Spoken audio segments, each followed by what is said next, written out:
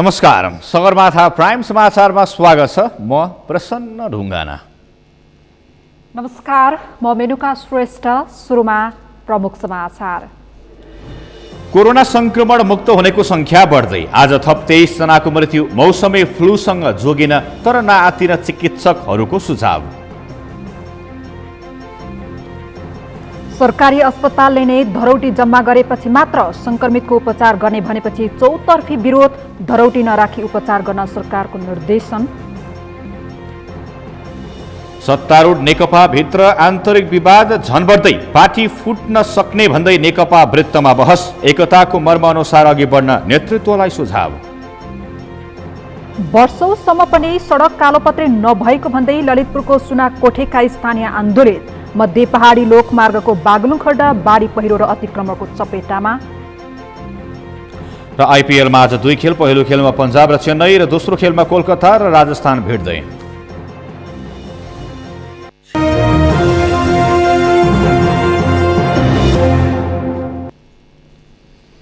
Sagarmatha prime समाचार अब विस्तारमा। प्रधानमन्त्री केपी शर्मा ओलीले सञ्चार माध्यममा आए जस्तो नेकपा फुट्ने सङ्केत नभएको बताउनु भएको छ। ललितपुरको गोदावरीमा अन्तर्राष्ट्रिय सभा हालको निरीक्षण गर्न पुग्नुभएका प्रधानमन्त्री ओलीले पार्टी फुट्ने सङ्केत नभएको बताउनु भएको हो। उहाँले पार्टीको विषयमा छलफल भए पनि उक्त छलफल कर्णाली प्रदेश सरकारको विषयमा केन्द्रित भएको जिकिर गर्नुभयो। नेकपाका अर्का अध्यक्ष पुष्पकमल दाहाल प्रचण्डलाई पार्टीको विषयमा भइरहेको छलफलको विषयमा आफूले सोधेको भन्दै प्रधानमन्त्री ओलीले पार्टीलाई ठिक ढङ्गले अगाडि बढाउनुपर्छ भन्ने विषयमा केन्द्रित भएर छलफल भएको बताउनुभयो। प्रधानमन्त्री ओली आइतबार ललितपुरको गोदावरीमा निर्माण भइरहेको अन्तर्राष्ट्रिय सभा हालको निरीक्षण गर्न पुग्नु भएको थियो। झण्डै 3000 सिट क्षमताको सभा हाल निर्माणाधीन अवस्थामा रहेको छ। लामो समयदेखि बालुवाटारबाट बाहिर ननिस्किनु भएका प्रधानमन्त्री ओली पार्टी अन्तर्कलह चर्किएको र महासचिव विष्णु पौडेलले पार्टी एकता गम्भीर सङ्कटको मोडमा आइपुगेको सन्देश प्रवाह गरेकै दिन बालुवाटारबाट बाहिर निस्कनु भएको हो। नेपालमा एकै दिन 3620 जनाले कोरोना जितेका छन्। अहिलेसम्म कोरोना मुक्त हुनेको संख्या 1,34,000 नाघेको छ। त्यस्तै बितेको 24 घण्टामा थप 23 संक्रमितको मृत्यु भएको छ। अहिलेसम्म 960 जनाले कोरोनाकै कारण ज्यान गुमाएका छन्। एक रिपोर्ट।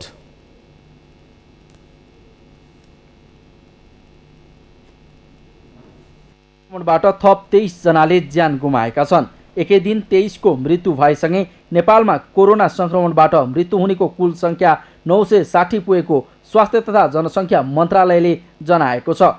आइतबार नेपालमा एकै दिन 2824 जनामा कोरोना संक्रमण पुष्टि भएको छ। शनिबार एकै दिन 2264 जनामा कोरोना संक्रमण पुष्टि भएको थियो। आइतबार थपिएका संक्रमित सहित नेपालमा कुल संक्रमितको संख्या 1,73,567 पुगेको छ। मन्त्रालयका अनुसार देशभर 13,023 परीक्षण गर्दा 2,824 जनामा संक्रमण पुष्टि भएको हो। स्वास्थ्य मन्त्रालयका अनुसार आइतबार काठमाडौँ उपत्यकामा मात्रै 1,622 जनामा कोरोना भाइरस संक्रमण पुष्टि भएको छ, जसमध्ये काठमाडौँमा 1,362, ललितपुरमा 164 र भक्तपुरमा 96 जनामा संक्रमण पुष्टि भएको छ।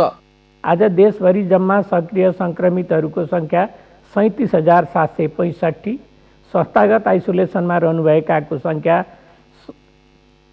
6,779 जना छ। प्रदेश 1 मा 11 जना, प्रदेश 2 मा 29 जना, बागमती प्रदेशमा 5,384 जना, गण्डकी प्रदेशमा 1,031 जना, लुम्बिनी प्रदेशमा 208 जना, कर्णाली प्रदेशमा 61 जना र सुदूरपश्चिम प्रदेशमा 55 जना हुनुहुन्छ। हालसम्म देशभरका प्रयोगशालामा 14,56,336 नमुना परीक्षण गरिएको मन्त्रालयको वेबसाइटमा उल्लेख छ। हालसम्म देशभर सक्रिय संक्रमितको संख्या 37,765 पुगेको छ। पछिल्लो 24 घण्टामा 3,620 जना कोरोना मुक्त भएर डिस्चार्ज भएका छन्। यो सँगै नेपालमा हालसम्म कोरोना मुक्त हुनेको संख्या 1,34,842 पुगेको छ। कोभिड-19बाट संक्रमण मुक्त भई गत 24 घण्टामा डिस्चार्ज हुनुहुनेहरू जम्मा 3,620 जना हुनुहुन्छ। आजसम्म डिस्चार्ज हुनुहुने जम्मा 1,34,842, प्रदेश 1बाट 13,308, प्रदेश 2बाट 17,018, बागमती प्रदेशबाट 67,654, गण्डकी प्रदेशबाट 6,601, लुम्बिनी प्रदेशबाट 16,168, कर्णाली प्रदेशबाट 5,109 जना र सुदूरपश्चिम प्रदेशबाट 8,984 जना हुनुहुन्छ। त्यसैगरी स्वास्थ्य मन्त्रालयका अनुसार हालसम्म निको हुने सङ्क्रमितको दर 77.69%, सक्रिय सङ्क्रमित दर 21.76% र मृत्यु 0.55% रहेको छ। नयाँ तथ्याङ्क सार्वजनिक भएसँगै नेपाल कोरोना सङ्क्रमित खराब मुलुकको सूचीमा विश्वभर 33औं स्थानमा कायमै छ। सगरमाथा टेलिभिजनका लागि पुष्कर खतिवडा, काठमाडौँ। चिकित्सकहरूले कोरोना भाइरस कोभिड-19 संक्रमणको जोखिम रहेकाले मौसमी फ्लूका बिरामीहरूलाई उच्च सतर्कता अपनाउन आग्रह गरेका छन्। अहिले अस्पतालहरूमा कोभिड संक्रमणको जोखिम रहेकाले मौसमी फ्लूको लक्षण देखिएका बिरामीहरूलाई घरेलु उपचार गरी घरमै बस्न चिकित्सकहरूले आग्रह गरेका हुन्। हरेक अस्पतालका आइसियु बेडहरू कोभिडका बिरामीले भरिएको चिकित्सकहरूको भनाइ छ। लिएर पाउने यो रोगसँग लड्ने क्षमता बढाउने vitamin B complex, vitamin C राम्रो हामीले यसको रोल भेट्यौँ कि तपाईँको इम्युनिटी बढाउने औषधिहरू खाने। अनि हाम्रो घरमा इजिली पाइने ओभर द काउन्टर ड्रग्सहरू जस्तै प्यारासिटामोलहरू चाहिँ राख्ने है। प्यारासिटामोल चाहिँ सामान्य ज्वरो टाउको दुखाइ छ भने चाहिँ घरमै प्यारासिटामोल बरु 6 घन्टा 8 घन्टामा मिलाएर खाने। अस्पतालहरूमा आइसियु बेड खाली नभएको, अक्सिजन उपकरणहरू अपुग रहेकाले संक्रमितहरू अस्पताल पुगेर घर फर्किन पर्ने अवस्था भएकाले सतर्क रहन चिकित्सकहरूले आग्रह गरेका छन्। मौसमी फ्लू र अन्य फ्लूको लक्षणहरू उस्तै हुने भएकाले छुट्याउन गाह्रो हुने हुँदा आफैले सतर्कता अपनाउन पर्ने उनीहरूले बताएका छन्। है फ्लू नै छुट्याउने एउटा एकदम सजिलो तरिका फर्स्ट है। तर त्यति भनेर ज्वरो नआएको बिरामीमा पनि फ्लू भेटिरहेछौँ हामीले है। मौसमी परिवर्तनको जस्तै लक्षण लिएर आउनु भएको छ। मौसम परिवर्तनमा हुने कमन कोल्डको जस्तै लक्षण छ। तर हामीले चाहिँ अहिले यो जुन कोभिड भन्छौँ नि, पिसिआर गर्दा पोजिटिभ आइरहेको बिरामी पनि देखिरहेको छौँ है। सामान्य रुगाखोकी लाग्ने, सामान्य जिउ दुख्ने र घाँटी दुख्ने समस्या, सामान्य फ्लू भएकाले डराउन पर्ने अवस्था नभएको चिकित्सकहरूको धारणा छ। रोग प्रतिरोधात्मक क्षमता भएका व्यक्तिहरूले केही हप्तामा कोरोना जिते पनि दीर्घरोगी बालक तथा वृद्धहरूको ज्यान समेत जाने घटनाहरू बढिरहेको भन्दै चिकित्सकहरूले कोरोनालाई हल्का रूपमा नलिन आग्रह गरेका छन्। शुक्रराज ट्रपिकल तथा सरुवा रोग अस्पतालले पनि कोरोना संक्रमितको उपचार गर्न धरौटी लिन थालेको छ। निश्चित वर्ग बाहेक अरूको निःशुल्क उपचार नगर्ने स्वास्थ्य तथा जनसङ्ख्या मन्त्रालयको निर्णय अनुसार कार्तिक 14 गतेबाट कोरोना संक्रमितको उपचार शुल्क लिने निर्णय भएको अस्पतालले जनाएको छ। तर स्वास्थ्य तथा जनसङ्ख्या मन्त्रालयले नियमित पत्रकार सम्मेलन गर्दै धरौटी नलिई संक्रमितको उपचार गर्न निर्देशन दिएको छ। पुष्कर खतिवडाको रिपोर्ट। काठमाडौँको टेकु स्थित शुक्रराज ट्रपिकल तथा सरुवा रोग अस्पतालले समेत कोरोना संक्रमितको उपचार धरौटी रकम बुझाएपछि मात्र गर्ने भएको छ। अस्पतालले सूचना जारी गर्दै कोरोना संक्रमितले अवस्था अनुसार 20 देखि 50,000 रुपैयाँसम्म धरौटी बुझाएपछि मात्र भर्ना गर्ने जनाएको हो। अब शुक्रराजको आइसियु सहित भेन्टिलेटरमा राख्नुपर्ने बिरामीले 50,000 धरौटी, आइसियु बाहेक भेन्टिलेटरका बिरामीले 30,000 धरौटी, क्याबिन आइसोलेसनमा बस्नेले 30,000 धरौटी र ग्यास्ट्रो आइसोलेसनमा बस्नेले 20,000 धरौटी जम्मा गर्नुपर्ने अस्पतालले जनाएको हो। आइसियुमा राख्ने व्यक्तिहरूलाई 30,000, भेन्टिलेटरमा राख्नुपर्ने व्यक्तिहरूलाई 50,000 र आइसोलेसनमा रहनुहुन्छ उहाँहरूलाई चाहिँ 30,000 धरौटी राख्ने हामीले अनुरोध गरेका छौँ। आइसियुमा राख्ने व्यक्तिहरूलाई 30,000, भेन्टिलेटरमा राख्नुपर्ने व्यक्तिहरूलाई 50,000 र आइसोलेसनमा रहनुहुन्छ उहाँहरूलाई चाहिँ 30,000 धरौटी राख्ने हामीले अनुरोध गरेका छौँ। शुक्रराजमा अब कोरोनाका जटिल बिरामीले भेन्टिलेटरमा दैनिक 15,000, आइसोलेसनमा 7,500, क्याबिन आइसोलेसनमा 7,500 र ग्यास्ट्रो आइसोलेसनमा दैनिक 3,500 रुपैयाँ खर्च गर्नुपर्ने हुन्छ। अस्पतालका अनुसार स्वास्थ्य मन्त्रालयको हेल्थ इमर्जेन्सी अपरेसन सेन्टरले कार्तिक 3 गते पत्रचार गरी कार्तिक 14 गतेदेखि नै लागू हुने गरी अस्पतालमा भर्ना हुने कोरोना संक्रमितसँग शुल्क लिन भनेपछि शुल्क लिने निर्णय गरेको हो। स्वास्थ्य मन्त्रालयको 7 निर्णय अनुसार शुल्क उठाउनुहुन्न भन्ने चाहिँ निर्देशन प्राप्त भएपछि हामीले त्यो गरेका हौँ र लामो समयसम्म यो अस्पतालले सबै प्रकारका सेवा निःशुल्क दिँदै गर्दाखेरि आज हामी मन्त्रालयको निर्णय पनि अक्षरशः पालना गर्नुपर्छ, त्यसलाई चाहिँ पालना गर्ने हिसाबमा हामीले सेवा शुल्क लगाएका हौँ। गरिब परिचय पत्र वा सम्बन्धित पालिकाको सिफारिस 70 कटेका ज्येष्ठ नागरिक, अति अपाङ्गता भएको परिचय पत्र, अशक्तताको प्रमाणपत्र र एकल महिलाको प्रमाणपत्र भएमा उपचार शुल्कमा छुट हुनेछ। अस्पतालका प्रमुख, वरिष्ठ कन्सल्टेन्ट र निर्देशकको लिखित निर्णयमा बिरामीको आर्थिक अवस्था, औचित्यता र आवश्यकताका आधारमा उपचार खर्चमा 10% देखि 100% सम्म छुट दिन सकिने पनि अस्पतालले जनाएको छ। तिर्न सक्ने व्यक्तिहरूको लागि मात्र यो त मान्य हुन्छ। जसले तिर्न सक्नुहुन्न सरकारले भनेका निःशुल्क सेवा लिने सर्टेन क्राइटेरियाका व्यक्तिहरू, जस्तै गरिब, अति गरिब, अपाङ्ग, अनि त्यसपछि असहाय, अनि त्यसपछि जेन्डर बेस भएका व्यक्तिहरू, यथापि सङ्क्रमितहरूदेखि र अन्य व्यक्तिहरू जसले चाहिँ तिर्न सक्नुहुन्न उहाँहरूले आफ्नो डकुमेन्टहरू देखाउनु भने सबै प्रकारका सेवाहरू चाहिँ पिसिआरदेखि सबै प्रकारका सेवाहरू, आइसियु, इभन भेन्टिलेटरमा सबै सेवाहरू निःशुल्क रूपमा चाहिँ पाउन सक्नुहुन्छ। यसको लागि भर्ना हुने क्रममा ती डकुमेन्टहरू चाहिँ देखाउनु पर्ने हुन्छ। सरकारले कोरोना संक्रमितको उपचार संक्रमित आफैले तिर्नुपर्ने निर्णय गरेसँगै यसको आलोचना भएको छ। जनस्वास्थ्यविदले जनताको अभिभावक रहेको सरकारले नै यस्तो सङ्कटको घडीमा रकम तोक्नु यो अपराध भएको बताएका छन्। राज्य भनेको हाम्रो अभिभावक हो। कुनै घरमा बच्चालाई बिरामी भने अभिभावकले बच्चालाई ठिक पार्न, सेवा दिनपट्टि ध्यान दिन्छ कि ल जो तिमी आफै जो गर भनेर भन्छ? त्यो सोचु न। हामी आम नागरिकले राज्यतिर हेर्छौँ कि जहिले पनि आफूलाई अप्ठ्यारो परेको बेला, विशेष गरी यहाँ के भइरहेछ, अप्ठ्यारो परेको बेला राज्य उल्टो अब त आफै गर्नुहोस् है, अब तपाईँ आफै गर्नुहोस्, तपाईँ हामी हात छोड्यो भने जस्तो भयो कि हो। सरकारी अस्पतालमै अहिले निःशुल्क नै गर्नु जसलाई चाहिन्छ, पछि पैसा मिलाउँला। पछि अहिले त त्यो अलमल पार्ने समय होइन कि, यो त एकदमै गैर जिम्मेवार मात्र नै अपराध भइरहेछ अहिले यो मान्छेहरूलाई, नेपाली नागरिकलाई। यता शुक्रराज अस्पतालले भने सरकारले नै संक्रमितको उपचारमा लागेको खर्च पठाउन छाडेपछि आफूहरूले बाध्य भएर सरकारको निर्देशन पालना गरेको बताएको छ। मन्त्रालयको निर्णय अनुसार जुन परिपत्रबाट परिपत्र सञ्चालन खर्च आफै अस्पतालले दिनु पर्ने भएको भएर त्यहाँ अक्सिजनदेखि लिएर विभिन्न औषधिहरू, उपकरणहरू र त्यसलाई चाहिँ विभिन्न रिजेन्टहरू सबै त्यसको साथसाथमा त्यहाँ कार्यरत कर्मचारीहरूलाई अस्पतालमा रहेका उनीहरूलाई चाहिँ तल भत्तादेखि सबै व्यवस्थापन गर्नुपर्ने भएको त्यसरी हामी बाध्य भएर। तर आइतबार स्वास्थ्य मन्त्रालयले भने धरौटी नली कोरोना संक्रमितको उपचार गर्न सरकारी अस्पताललाई निर्देशन दिएको छ।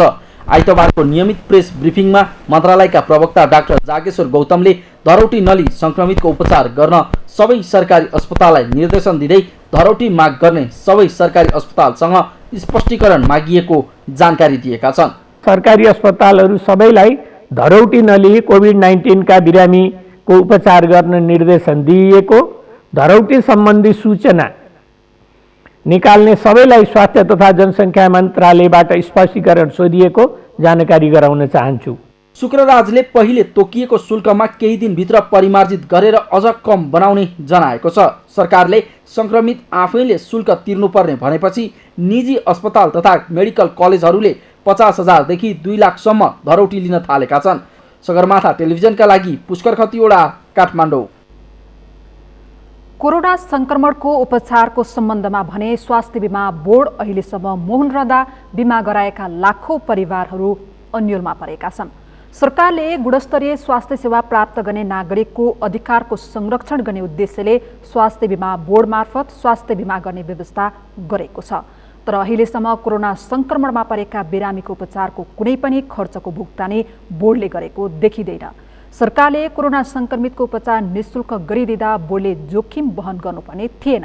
तर अहिले सरकारले कोरोना संक्रमितको उपचार आफ्नै खर्चमा गर्नुपर्ने बताइसकेको छ।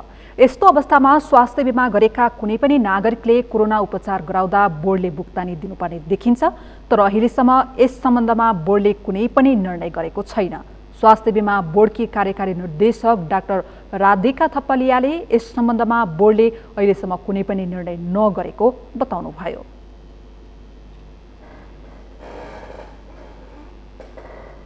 बाट हेर्दाखेरि डुप्लिकेसन हुने भन्ने सम्भावना थियो। अब अहिले चाहिँ नेपाल सरकारले चाहिँ गरिबहरू होइन लक्षित वर्गकोहरूलाई चाहिँ अझै पनि निःशुल्क चाहिँ गरिरहेको अवस्था छ। त्यसबाहेक बिमितको हकमा चाहिँ अब हामीले पनि केही डिसिजन गर्नुपर्छ भनेर स्वास्थ्य बिमा बोर्डले चाहिँ महसुस गरिसकेको छ। अब यसबारेमा छिटै नै बोर्डले चाहिँ बैठक बसेर केही निर्णय गर्नेछ। स्वास्थ्य बिमा ऐन 2074 को दफा 6 मा स्वास्थ्य बिमा कार्यक्रममा समावेश नहुने सेवालाई स्पष्ट गरेको छ, जस अनुसार तोकिएको मूल्यभन्दा बढी रकमका चस्मा, श्रवण यन्त्र लगायतका स्वास्थ्य सम्बन्धी सहायक यन्त्र, प्लास्टिक सर्जरी, कृत्रिम गर्भाधान सेवाका मात्रै बोर्डले भुक्तानी नगर्ने व्यवस्था छ। बोर्डले बिक्री गरेको बिमा पोलिसी र सरकारको पछिल्लो नीतिले बिमा पोलिसी खरिद गरेका र कोरोना संक्रमणमा परेका व्यक्ति समेत मारमा परेका छन्। निजी क्षेत्रका बिमा कम्पनीहरूले बिक्री गरेको पोलिसी अनुसार सुविधा नदिएको भने कम्पनीहरूलाई कारबाही गर्ने बताइरहेको सरकार आफैले भने स्वास्थ्य बिमा पोलिसी खरिद गरेका जनतालाई ठगी गरेको देखिन्छ। बोर्डका अनुसार अहिले 60वटा जिल्लामा स्वास्थ्य बिमा कार्यक्रम सञ्चालित छ, जस अनुसार हालसम्म 31,65,000 नागरिकको स्वास्थ्य बिमा भएको छ। सत्तारूढ नेकपाभित्रको पछिल्लो विवाद उत्कर्षमा पुगेको छ। महासचिव विष्णु पौडेलले नै नेकपाको एकता गम्भीर सङ्कटमा परेको सार्वजनिक गरेका छन् भने अलग अलग अघि बढ्न प्रधानमन्त्रीले प्रस्ताव गरेको जनाइएको छ। पार्टीको विवाद बढ्दै गएपछि नेकपा विवाद अब भने उत्कर्षमै पुगेको आकलन गरिएको छ। अमृतराज काफ्लेको रिपोर्ट। लामो समयको संवादहीनताको अन्त्य गर्दै नेकपाका 2 जना अध्यक्षहरूका बीचमा शनिबार छलफल भएको थियो। छलफलका क्रममा नेकपाका अध्यक्ष प्रचण्डले सचिवालय बैठक बोलाउन प्रधानमन्त्रीसँग आग्रह गरेका थिए, तर सचिवालय बैठक बोलाउने विषयमा प्रधानमन्त्री केपी शर्मा ओली सहमत नभएपछि शनिबारको बैठक निष्कर्षविहीन बनेको थियो। 2 अध्यक्षका बीचमा छलफल भएको अर्को दिन नेकपाभित्रको विवाद उत्कर्षमा पुगेको देखिएको छ। कर्णाली प्रदेशमा प्रधानमन्त्री केपी शर्मा ओली पक्षका मन्त्रीहरूलाई हटाउने तयारी भएपछि त्यसको बाछिटो काठमाडौँमा समेत परेको हो। नेकपा महासचिव विष्णु पौडेलले आइतबार पार्टी एकतामा गम्भीर सङ्कट उत्पन्न भएको निष्कर्ष निकालेका छन्। महासचिव पौडेलले नेतृत्व तहमा उत्पन्न अन्तर्विरोधले पार्टी एकताको औचित्य खण्डित हुन नसक्ने पनि सार्वजनिक गरेका छन्। महासचिव पौडेलले आपसी अन्तर्विरोधलाई संवादको कार्यसूची बनाउन, सहमतिका साथ समाधान खोज्न र पार्टी एकताको रक्षा तथा विकासका लागि सकारात्मक योगदान गर्न सबै नेता, कार्यकर्ता र सदस्यहरूलाई अनुरोध समेत गरेका छन्। नेकपा विवादका बारेमा कमै मात्रै प्रतिक्रिया दिने महासचिव पौडेलले सार्वजनिक गरेको नेकपा विवादका बारेमा कमै मात्रै प्रतिक्रिया दिने महासचिव पौडेलले सार्वजनिक गरेको पछिल्लो प्रतिक्रियाले नेकपाभित्र वास्तवमै सङ्कटको अवस्था सिर्जना भएको आकलन गरिएको छ। नेकपाभित्र देखिएको विवादपछि अध्यक्ष प्रचण्डले वरिष्ठ नेताहरू माधव कुमार नेपाल र झलनाथ खनाल लगायतका नेताहरूसँग आइतबारै छलफल समेत गरेका छन्। छलफलका क्रममा प्रधानमन्त्री केपी शर्मा ओलीले पार्टीमा सँगै रहन नसक्ने बताएको समाचारहरू सार्वजनिक भएका छन्। पार्टी एकता बचाउन अन्तिम पहल गर्ने नेकपा नेताहरूको तयारी तीव्र देखिएको छ। त्यही तयारी अनुसार नेकपा महासचिव विष्णु पौडेलले आइतबार बेलुका अध्यक्ष प्रचण्डसँग छलफल समेत गरेका छन्। प्रचण्डसँग महासचिव पौडेलले छलफल गरे पनि पार्टीभित्रको विवाद समाधान हुने लय भने देखिएको छैन। यसअघि गत चैतबाट सुरु भएको नेकपा विवाद पछिल्लो समय साम्य भएको जस्तो देखिएको भए पनि मन्त्रीमण्डल हेरफेर, कर्णाली प्रदेशका मुख्यमन्त्री विरुद्ध दर्ता भएको अविश्वासको प्रस्ताव र भारतीय जासुसी संस्था र प्रमुखसँग प्रधानमन्त्री केपी शर्मा ओलीले भेटेको विषयलाई लिएर अहिले फेरि विवाद उत्कर्षमा पुगेको हो। विवाद कुन तहसम्म पुग्छ भनेर अहिले आकलन गर्न सकिने अवस्था भने देखिसकेको छैन। सगरमाथा टेलिभिजनका लागि क्यामेरामा सुरेन्द्र रावतका साथमा अमृतराज काफ्ले, काठमाडौँ। सगरमाथा प्राइम समाचारमा अब एकैछिन विश्रामपछि 5 बुँदे माग 1 महिनामा पूरा गर्न सरकारलाई पहिचानमा आधारित सङ्घीय गठबन्धनको चेतावनी, कार्यकर्ता पक्राउको विरोधमा नेभी सङ्घको प्रदर्शन। वर्षौंसम्म पनि सडक कालोपत्रे नभएको भन्दै ललितपुरको सुनाकोठीका स्थानीय आन्दोलित मध्य पहाडी लोकमार्गको बागलुङ खडक बाढी पहिरो र अतिक्रमणको दोहोरो चपेटामा। र छोटो समयमै धेरै आम्दानी हुने भएपछि बाँकेका कृषकहरू च्याउ खेतीतर्फ आकर्षित, सरकारी सहयोग हुन सके अझै राम्रो गर्न सके।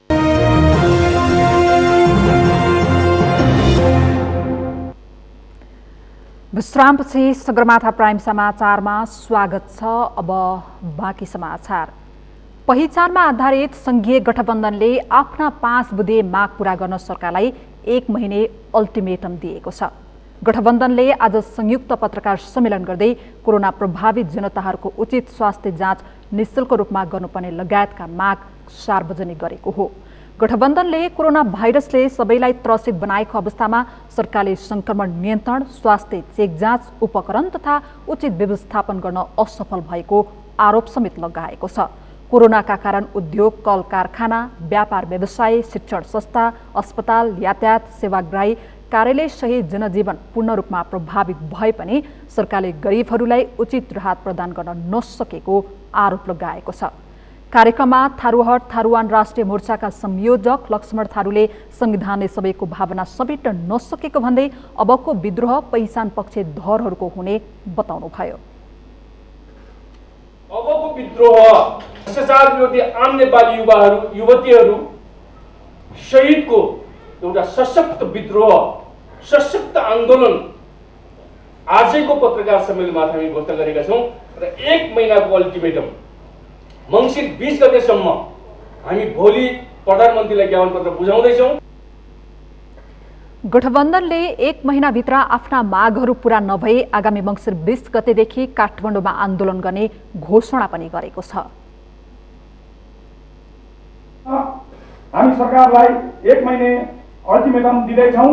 यदि हाम्रा यी जायज मागहरूलाई व्यवस्था गरे कोरोनाको कहर बीच पनि जनताको सुनिश्चित अधिकारका लागि हामी मङ्सिर 20 गते काठमाडौँमा एक बृहत पूर्ण सभा गर्दै आन्दोलनको बृहत तयारीका साथ कार्यक्रमहरूको तिथिमिति सहित जनतामा जानेछौँ।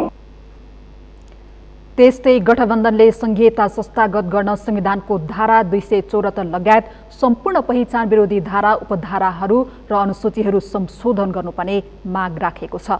प्रतिनिधि सभा सदस्य रेशमलाल चौधरी लगायत थरूहट आन्दोलनकारीलाई षड्यन्त्रपूर्वक विभिन्न अभियोगमा झुटा मुद्दा लगाई फसाइएको भन्दै उनीहरूको मुद्दालाई सरकारले मुद्दा फिर्ता तथा खारेजी गरी बन्दीहरूलाई निशर्त रिहाई गर्नुपर्ने, सरकारले संस्थागत भ्रष्टाचार तत्काल बन्द गर्नुपर्ने लगायत माग राखेका छन्। आफ्नो संगठनका नेता कार्यकर्ताहरूलाई बिना कारण पक्राउ गरी झुटा मुद्दा लगाइएको भन्दै नेपाल विद्यार्थी संघले प्रदर्शन गरेको छ। षड्यन्त्रपूर्वक नेताहरूमाथि धरपकड गरेको, यातना दिने र झुटा मुद्दा लगाउने काम सरकारले गरेको भन्दै नेवी संघले प्रदर्शन गरेको हो। नेवी संघका कार्यकर्ताहरूले काठमाडौँको भृकुटी मण्डपमा भेला भएर प्रदर्शन गरेका हुन्। प्रदर्शनमा सहभागीहरूले भौतिक दूरी भने कायम नगरेको पाइएको छ। उपत्यकामा कोरोना संक्रमणको दर बढिरहेको भए पनि नेवी संघको प्रदर्शनमा सहभागीहरूले भौतिक दूरी कायम नगरी प्रदर्शन गरेका हुन्। उनीहरूले कोरोना पीडित जनताको उपचारका लागि सरकार उदासीन देखिएको बताएका छन्।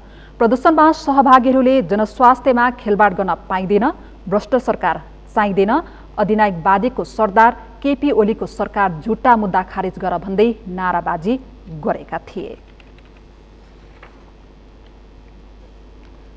ललितपुरको सुनाकुठे चापागाउँ सडक धुलाम्बे भएको वर्षौं भइसक्दा पनि सडक कालोपत्रे नगरिएको भन्दै स्थानीय फेरि आन्दोलनमा उत्रिएका छन्। निवास क्लब र स्थानीयहरूले संयुक्त रूपमा सडक बनाउन दबाब दिँदै आज बिहानैदेखि सडक अवरुद्ध गरेका हुन्। सुनाकोठी टेचो चापागाउँ सडक खण्ड विस्तार गर्ने भन्दै भत्काइए पनि ठेकेदारले वर्षौंसम्म सडक अलपत्र छाडेपछि स्थानीयले गत वर्ष सडक नै अवरुद्ध गर्दै विरोध प्रदर्शन गरेका थिए। पछि सडक खुलाउने विषयमा सहमति भए पनि हालसम्म सडक निर्माण हुन सकेको छैन। सहमति भएको 1 वर्ष पुगिसक्दा पनि सडक कालोपत्रे नभएपछि बाध्य भएर आन्दोलनमा उत्रिएको स्थानीयले बताएका छन्। गर्ने तर पानी हालेर अलिकति टार दिने भयो, काम भएन। अब यही केही नभएर अब चाहिँ हामी अनिश्चितकालीन बन्द गरेछौँ। सडक भत्काएको वर्षौंसम्म पनि सडक निर्माण सम्पन्न नभएका कारण धुलो र धुवाँले आफूहरू आजित बनेको उनीहरूले गुनासो गरेका छन्। त्यस्तै यसअघि वार्ता मार्फत माग सम्बोधन गर्ने सम्झौता भए पनि सम्बोधन नभएको भन्दै उनीहरूले यसपटक कुनै पनि वार्तामा नबस्ने र सडक कालोपत्रे नभएसम्म आन्दोलन गर्ने यो हाम्रो यो बाटो लगभग यो बाटो पिच गर्ने कुराको भनेको 5 वर्ष कति भइसक्यो। हाम्रो यो बाटो कहिले पनि पिच भएको छैन, जहिले खाल्टिङ खुल्टिङ छ। अब भन्नुपर्दा यही हाम्रो 37 वडामै तरण्डको खोलामा हेर्दा हाम्रो यो अर्को प्राण पनि छ। यहीँ अलिकता प्लान हुँदा पनि हाम्रो यो बाटो पिच हुन सकेको छैन हो। अहिले हाम्रो घर वरिपरि हेर्नु तपाईँको घर हेर्नु पुरै धुलै धुलो छ, घर पछाडि हेर्नु पुरै धुवा छ अलिकताको। यस्तो पनि सहेर बस्नुपर्छ यो हाम्रो सुनाखरी गाउँमा। 2071 सालमा ललितपुरको साधो बाटोदेखि चापा गाउँको टाहा खेलसम्मको सडक दायाँ बायाँ 11-11 मिटर फराकिलो बनाउने गरी ठेक्का सम्झौता भएको थियो। सडक निर्माणको ठेक्का शारदा अधिकारीको सैलुङ कन्स्ट्रक्सनले पाएको थियो। सडक फराकिलो बनाउने भन्दै कतिपय स्थानमा घर र अन्य संरचना भत्काइएको छ, तर मुआब्जा विवादका कारण सडक निर्माण सम्पन्न हुन सकेको छैन। मुआब्जा पनि नदिने र भत्किएको सडक पनि नबनाएर आफ्नो स्वास्थ्यसँग खेलवाड गरेको भन्दै स्थानीयहरू पुनः सडकमा उत्रिएका हुन्। नेपाल सरकारको राष्ट्रिय गौरवको योजनाको रूपमा रहेको मध्य पहाडी लोकमार्गको बागलुङ खण्ड बाढी पहिरो र अतिक्रमणको दोहोरो चपेटामा परेको छ। मध्य पहाडी लोकमार्ग अन्तर्गत पर्ने सडक खण्ड वर्षाको बाढीले क्षतविक्षेद बनाएको छ भने सडक किनारामा मापदण्ड विपरीत घर टहराहरू बनाउने क्रम तीव्र रूपमा बढेको छ। बागलुङबाट छविलाल पाण्डेको रिपोर्ट। मध्य पहाडी लोकमार्गको बागलुङ खण्डमा ठाउँ ठाउँमा बाढीले क्षतविक्षेद बनाएको छ। लोकमार्गलाई नै मेरुदण्ड बनाई गाउँ गाउँमा जाने कृषि सडक निर्माण हुँदा तिनीहरूबाट निस्किएको ढुङ्गा माटोले मध्य पहाडी लोकमार्ग पुरिएर चपेटामा परेको हो। शाखा सडकका कारण लोकमार्ग चपेटामा परेपछि साँघुरो र जीर्ण बनेको छ। वर्षामा हिलाम्य र हिउँदमा धुलाम्य हुने गरेको छ। त्यही कारण लोकमार्गको सडक गाडी चलाउन समेत गाह्रो हुने अवस्था भएको चालकहरू बताउँछन्। स्थानीय तह सञ्चालन ऐन 2075 अनुसार राष्ट्रिय गौरवका आयोजनाहरूको संरक्षण र रेखदेख स्थानीय तहले नै गर्न पर्ने हो। तर स्थानीय तहहरूले यसको संरक्षण गर्नुका साटो अतिक्रमण हुँदा समेत मौन बस्ने गरेका छन्। यस सडक खण्डमा बागलुङ नगरपालिका, काठेखोला गाउँपालिका, गलकोट नगरपालिका, बडीगाड गाउँपालिका, ढोरपाट नगरपालिका, निसीखोला गाउँपालिका पर्दछन्। यी सबै स्थानीय तह पार गरेपछि लोकमार्ग रुकुममा जोडिएको छ। यी सबै स्थानीय तहले चासो नदिएको स्थानीयहरू बताउँछन्। यो मध्य पहाडी एक त यो वर्षाले सब ठाउँ पहिरोले एकदमै नोक्सान गरेको छ। त्यसमा हेर्ने स्थानीय निकायले पनि हेरेको छैन र प्रदेश सरकारले पनि हेरेको छैन। त्यहाँको ठेकदारको हो थाहा छैन। अत्यन्त त्यहाँ जाने यात्रुहरूलाई अत्यन्त दुःख छ। आफैले संरक्षण र रेखदेखको जिम्मेवारी पाए पनि पटक पटक जानकारी गराउँदा समेत स्थानीय सरकारले चासो दिएका छैनन्।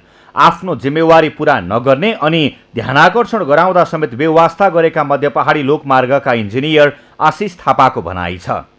यस्तो महत्त्वपूर्ण मेरुदण्डको रूपमा रहेको हाइवेमा अहिले स्थानीय सरकारहरूबाट खोलिएका बाटाहरूले धेरै जसो ठाउँहरूमा चाहिँ क्षति पुर्याएको अवस्था छ। विभिन्न मितिमा पटक पटक पत्राचार पनि गरेका छौँ कि विभिन्न ठाउँबाट आफू खुसी स्थानीय शाखा बाटाहरू चाहिँ खोलिएका छन्। बागलुङ सदरमुकामदेखि बुर्तिवाङसम्मको सडक सम्पन्न हुँदा 95 किलोमिटर यात्रा 3 घण्टामा पार गरिन्छ। तर अहिले यो सडक पार गर्न झण्डै 5 घण्टाभन्दा बढी समय लाग्ने गरेको छ। सम्बन्धित निकायले यसको संरक्षण नगर्दा सडक क्षतविक्षेद भएको छ भने राज्यको लगानी बाढीसँगै खेर गएको छ। मध्य पहाडी राजमार्गको बागलुङ खण्डको 145 किलोमिटर सडक मध्ये अब 42 किलोमिटर सडक कालोपत्रे गर्न बाँकी छ। सगरमाथा टेलिभिजनका लागि बागलुङबाट छविलाल पाण्डेको रिपोर्ट। काठमाडौँको तिनकुनेमा एक पुरुषको शव फेला परेको छ। बानेश्वर प्रहरी वृत्तभन्दा अगाडि रहेको बागमती खोलाको पुल मुनि आज दिउँसो 2:30 बजे अन्दाजे 35 वर्षीय पुरुषको शव फेला परेको काठमाडौँ प्रहरी परिसरले जानकारी दिएको छ। शव पानीमा डुबिरहेको अवस्थामा फेला परेको थियो, तर शरीरमा घाउचोट भने केही नदेखिएको जनाइएको छ। शव कसको हो भन्ने पहिचान हुन सकेको छैन। घटनाबारे थप अनुसन्धान भइरहेको प्रहरीले जनाएको छ। छोटो समय र थोरै ठाउँबाट मनोज्ञ आम्दानी हुने भएपछि बाँकीका कृषकहरू च्याउ खेतीमा आबद्ध हुने क्रम बढेको छ। च्याउ खेती गर्ने कृषकहरूका लागि अन्य खेती जस्तो बजार नपाउने हो कि भन्ने चिन्ता पनि कम भएपछि व्यावसायिक रूपमा च्याउ खेती गरेर लाखौँको आम्दानी गरिरहेका छन्। मधु पौडेलको रिपोर्ट। थोरै जमिनमा छोटो समयमै प्रशस्त आम्दानी हुने भएपछि बाँकेका कृषकहरू च्याउ खेतीतर्फ आकर्षित भएका छन्। अन्य खेती जस्तो बजार नपाउने हो कि भन्ने चिन्ता पनि च्याउ उत्पादक कृषकहरूले लिनु परेको छैन। च्याउको व्यावसायिक उत्पादन सुरु गरेपछि व्यावसायिक कृषकहरूले लाखौं आम्दानी लिन थालेका छन्। बाँकेको बैजनाथ गाउँपालिका 6 मा च्याउ खेती गर्दै आएका कृषकहरू च्याउको बजार माग बढ्दै गएपछि 5 लाखबाट आम्दानी 7 लाखमा पुगेको बताउँछन्। बजारीकरण त राम्रै भएको छ। अब रेट घरबाट भइहाल्छ। हामीले 4-5 महिनामा त्यो 6-7 लाख रुपियाँ जति आउनु यसो लक्ष्य राखेका छौँ। अरू कामभन्दा च्याउ खेतीमा मलाई धेरै राम्रो लाग्छ। अरू उसमा अर्ग्यानिक पनि हुन्छ। यो च्याउ खेती तरकारी खेतीभन्दा च्याउ खेतीमा यो एकदम 100% अर्ग्यानिक हो। ज्याला मजदुरी गरेर खानेहरू पनि व्यावसायिक रूपमा च्याउ उत्पादन सुरु भएपछि ज्याला मजदुरी भन्दा धेरै गुणा राम्रो आफ्नो व्यवसाय भएको अनुभव सुनाउँछन्। च्याउको व्यवसाय गर्दा लगानी लगाउनु परे पनि नोक्सानको व्यवसाय नभएको उनीहरूको भनाइ छ। अनुदान पर सरकार सहयोग कैले बा बढ़िया लाट मिनटै व्यवसाय व्यवस्थित मने पैसा तुरंत हाथ में आए। अब खेतों में काम कैले से तो फिर अब थोड़ा गाढ़ो हो खेती वाला ये वाला व्यवसाय ठीक लागे। लगानी तो लागत मने बढ़िया लागल। च्याउ व्यवसायमा लागेका कृषकहरूले अन्य खेतीको उत्पादनमा जस्तो बजार नपाएर दिक्क हुँदै भौतारिनु परेको छैन।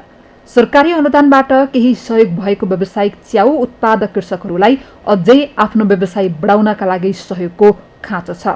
खेती बढाउन कृषकहरूलाई थप पुँजी आवश्यक पर्ने भएकाले सरकारी स्तरबाट सहयोग हुन सके बजारको माग धान्ने गरी उत्पादन हुने उनीहरूको भनाइ छ। एसी चाहिएको छ हामीहरूलाई। अनेक थोकको हामीलाई अझै यो भन्दा यो डोरी टाङ्नु भन्दा हामीहरूलाई त्यो स्ट्यान्ड बनाउन झन् राम्रो हुन्छ कि त्यो एसी राखिदिएपछि हामीले 12 मास काम गर्न सकिन्छ। यो बाँकीमा करिब 150 जना च्याउ उत्पादक कृषकहरू छन्। व्यावसायिक च्याउ खेतीबाट प्रशस्त आम्दानी गर्न सकिने कृषकको अनुभवले नै देखाएको छ। तर अझै पनि व्यावसायिक रूपमा कृषकहरूले केही गर्न सकिन्छ भने आँट र परिश्रम गरेको भए पनि नेपाल सरकारबाट पर्याप्त सहयोग हुन सकेको छैन। आफ्नै प्रयासबाट उत्साही किसानलाई सरकारी सहयोग भए त्यसले कृषकलाई व्यावसायिक मात्र बनाउँदैन, देशको आवश्यकता धानिएपछि आयात पनि प्रतिस्थापन हुन्छ। सधैँ आत्मनिर्भरताका भाषण गर्ने सरकारका अधिकारीले यसतर्फ ध्यान दिन आवश्यक छ। सगरमाथा टेलिभिजनका लागि बाँकेबाट मधु पौडेलको रिपोर्ट। पर्यटकीय राजधानी पोखरासँगै जोडिएको जिल्ला तनहुँ धार्मिक, सांस्कृतिक, ऐतिहासिक, प्राकृतिक, साहित्यिक लगायत विविध आयामले पर्यटकका लागि आकर्षक गन्तव्य हो।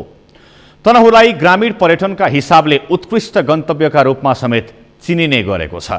तर मौसममा सुधार भएर हिमाल खुलेपछि पर्यटक रमाउने सिजन सुरु हुँदा पर्यटकीय क्षेत्र खुल्न नसक्दा यस क्षेत्रमा लागेका घामहरू यस क्षेत्रमा रहेकाहरू चिन्तामा परेका छन्। तनहुँबाट नारायण खड्काको रिपोर्ट।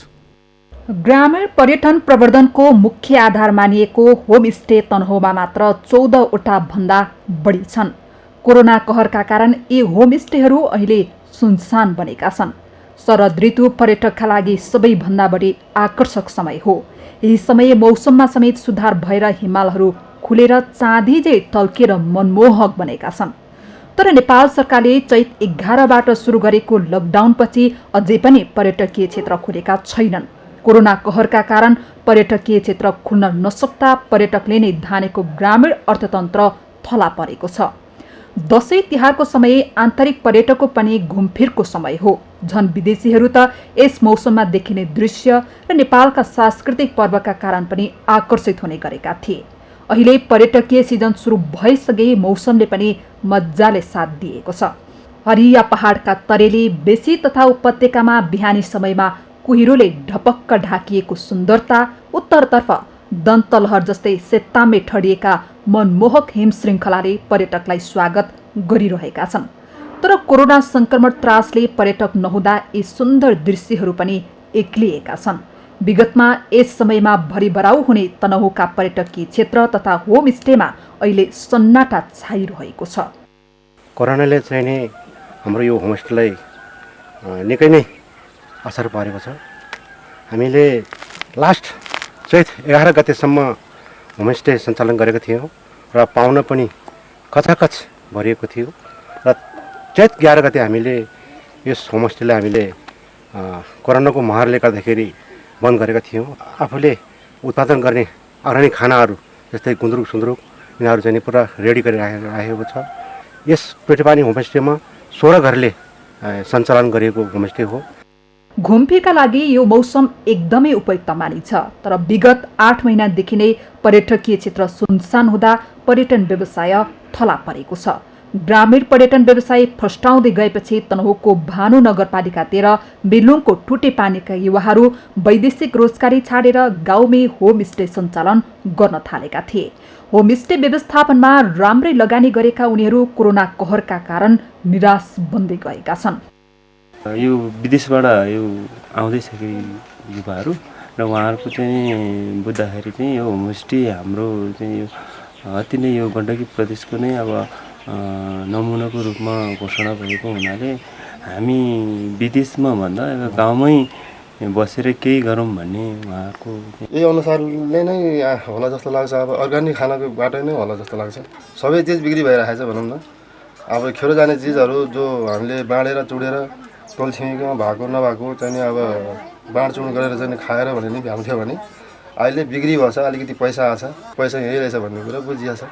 गाउँ पर्यटन प्रवर्धन मञ्च नेपाल गण्डकी प्रदेशले तनहुँको टुटेपानी, पर्वतको भोग देउराली र बागलुङको रिगा सामुदायिक होम स्टेलाई यस वर्षको नयाँ गन्तव्यका रूपमा घोषणा पनि गरेको छ। गाउँमा होमस्टे सञ्चालनपछि स्थानीय महिलाहरूको दैनिकी मात्र होइन, उनीहरूको जीवनशैलीमै परिवर्तन आए पनि अहिले भने उनीहरू समस्यामा छन्। नयाँ मान्छेहरूसँग चिनजान भयो हाम्रो र चिनजान हुन्छ, उनीहरूसँग हामी घुलमिल हुन पाइयो। अब विभिन्न ठाउँको पाहुनाहरू आउँछ नि त, त्यही भएर अब पहिला चाहिँ गाउँमा मात्रै सीमित हुन्थ्यो, गाउँघरको मान्छेहरूसँग मात्रै बोलिन्थ्यो। अब पहिलाको के अरे टाढाको मान्छेहरूसँग बोल्न पनि लाज लाग्थ्यो, डर हुन्थ्यो। नमस्कार भनेर आफ्नो नामसम्म पनि भन्न सकिन्थेन पहिलाको अवस्थामा भने। अहिले चाहिँ नि केही बोलीमा पनि सुधार आएको छ। टुटेपानीका 30 घरधुरीमध्ये 16 घरमा 60 बेड क्षमताको होमस्टे सञ्चालनमा छ। यो होमस्टेले पर्यटकलाई आकर्षित गर्ने गरे पनि यहाँ पुग्नका लागि पर्यटकले कच्ची सडकका कारण निकै शास्ति झेल्नुपर्ने अवस्था छ। सडकको पूर्वाधार विकासका लागि स्थानीय, प्रदेश र संघीय सरकारले कुनै चासो नदेखाएको स्थानीयको गुनासो छ। यहाँ आइपुग्ने सानो सङ्ख्याका पाहुनाहरूलाई एकदम असुविधा भएको जस्तो मैले महसुस गरेको छु। धेरै मान्छेहरू यहाँ आइराख्नुहुन्छ, उहाँहरूले उचित बस्ने व्यवस्था नभएको कारणले उहाँहरू जस्तो आइपुग्नुहुन्छ र फेरि तुरुन्तै फर्किनु पर्ने अवस्था यहाँ सिर्जना भएको छ। त्यस कारण त्यसलाई पनि मद्दत गर्दै हामी स्थानीयतर्फ लगायत यसलाई पनि एउटा सबैजना जति पनि एउटा कोसिस गरेर एउटा होटेलको व्यवस्था, अब एउटा रिसोर्ट के भनिन्छ त्यो गर्न सकियो भने अझ यो सुनमा सुगन्ध हुने थियो। र यहाँबाट देखिने भ्यूहरू एकदमै मनोरम, एकदम सुन्दर छ। यो सबैलाई यहाँ जो कोही पनि आइपुग्नुहुन्छ उहाँहरूको मुखबाट नै यो कुराहरू सुन्न पाइन्छ। गुरुङ समुदायको संस्कृतिमा आधारित घाटो, सोरठी, चुड्का, पाङदुरे नाच जस्ता मौलिक लोक प्रस्तुतिमा रम्न चाहनेका लागि टुटेपानी उत्कृष्ट पर्यटकीय गन्तव्य हो। भुटेको मकै, साँधेको गुन्द्रुक, भटमास, कोदो र फापरको रोटी, कोदोको रक्सी, गाउँमै उत्पादन गरिएका स्थानीय जातका कुखुरा, खसी बोकाको मासु लगायतका खानाका परिकार टुटेपानीका विशेषता हुन्। यिनै विशेषताका कारण टुटेपानी होमस्टे नमुना बन्दै गए पनि कोरोना चपेटाले अहिले होमस्टे सञ्चालकलाई चिन्ताको सागरमा डुबाइदिएको छ। सगरमाथा टेलिभिजनका लागि तनहुँबाट नारायण खड्काको रिपोर्ट। सगरमाथा समाचारमा पालो भएको छ विश्रामको। विश्रामपछि विश्वमा 1,17,31,000 बढीमा कोरोनाको सक्रिय संक्रमण, 84,000 बढीको अवस्था गम्भीर। र आइपिएलमा आज 2 खेल। पहिलो खेलमा पन्जाब र चेन्नई र दोस्रो खेलमा कोलकाता र राजस्थान भिड्दै।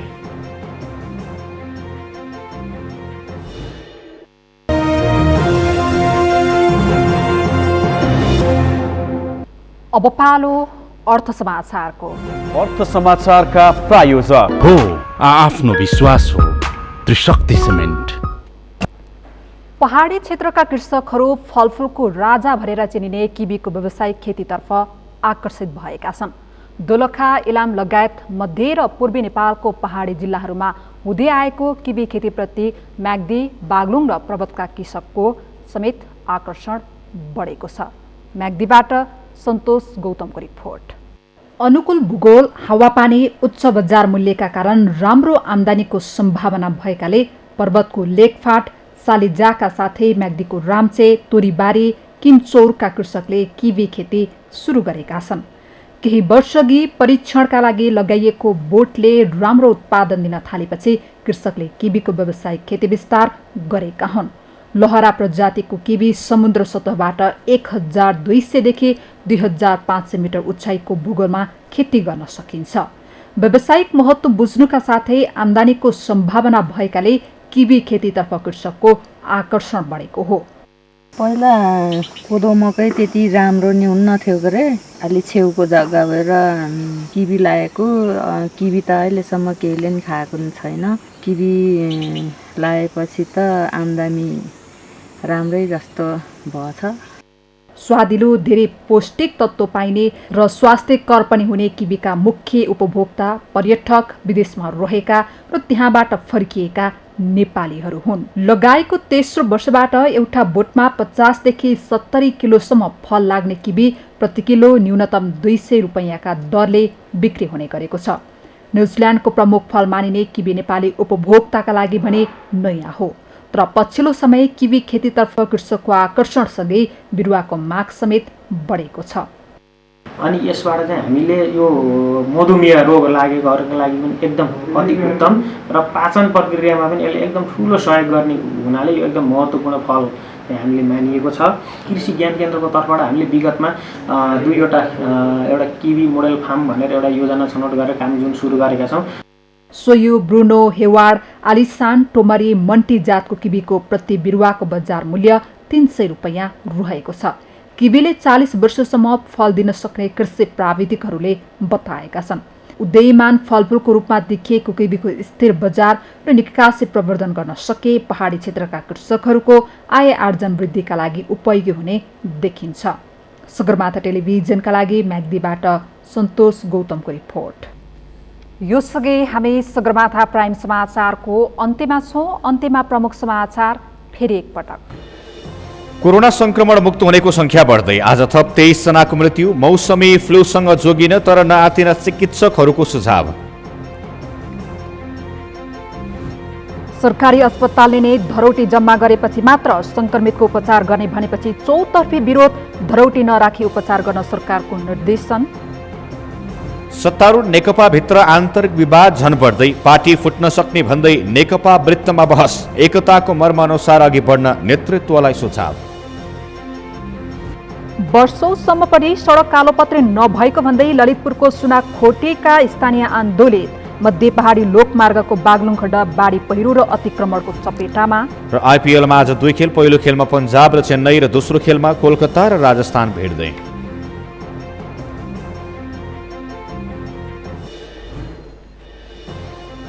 हौस् त सगरमाथा प्राइम समाचार अहिलेलाई सकियो। तपाईँ समाचार बुलेटिनका साथै सगरमाथा टेलिभिजनका सम्पूर्ण कार्यक्रम www.sagarmatha.tv मा पनि पढ्न र हेर्न सक्नुहुनेछ।